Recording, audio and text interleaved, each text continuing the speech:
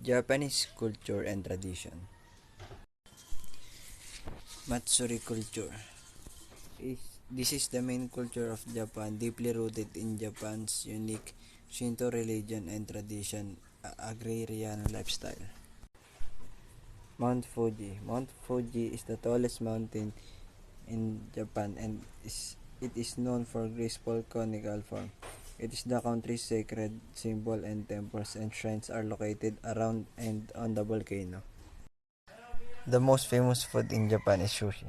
Sushi was a fermented fish with rice preserved in salt, and this was a staple dish in Japan for 1,000 years until the Edo period. This is the famous sports in Japan, the sumo wrestling. In Japanese culture, it is seen as good and essential manners to remove your shoes upon entering a home, as well as some restaurant.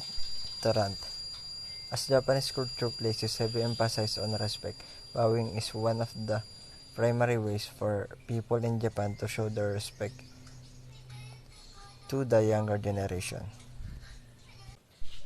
And that's all. Thank you.